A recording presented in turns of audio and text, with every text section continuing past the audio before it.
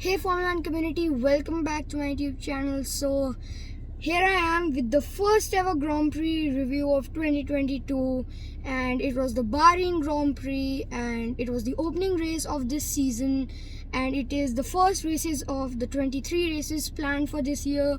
And this race was as we thought and as exhilarating and as we thought, the expectations by the fans, by the community.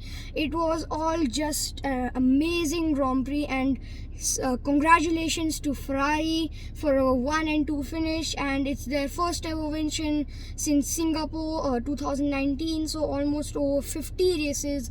After 50 races, they have won their first ever Grand Prix. So I'm sure they would have enjoyed that a lot. And for other teams such as Alfa Romeo, Haas, would have been a great finish for them. Haas finished 5th position, which gave them about 10 points, and they are currently in 3rd in the Constructors' Championship. First is Ferrari with 44 points, and 2nd is Mercedes, who had finished 3rd and 4th. And one unexpected thing happened was Max Verstappen and Sergio Perez retiring, and it was obviously a nightmare race for them. And obviously this would have been one of the races they would have wanted to forget and would have not wanted this to ever happen because of a failed power unit. And that's never a good thing to have a failed power unit. And because of that, both the cars had to drive, first Max Verstappen, then Sergio Perez. But the most hurting thing is that they had to retire in the closing 5 laps, like in the end of the race, in the end of the 5 laps they had to retire. So that was obviously a bit painful for the world champion and the 2-time race winner Perez. And for other teams like Alfa Romeo, fortune had shined for them, because it's I think one of their best finishes in the past 2-3 years to come 6th and 10th, and getting points on both the cars, on Zhou Guanyu's car as well, the new rookie. He has done a good job. He is the 65th point scorer in F1.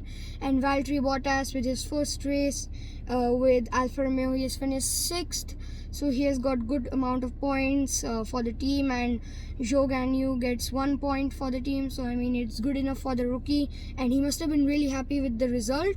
And for other drivers such as Alex Albon, Nicholas Latifi, and the McLaren drivers Norris and Ricciardo would have been wanting a bit more, since I think that Williams should have performed a little bit better, because comparing the results to their pre-season testing ones, this was a really low result, and for McLaren it was just a disaster like Red Bull.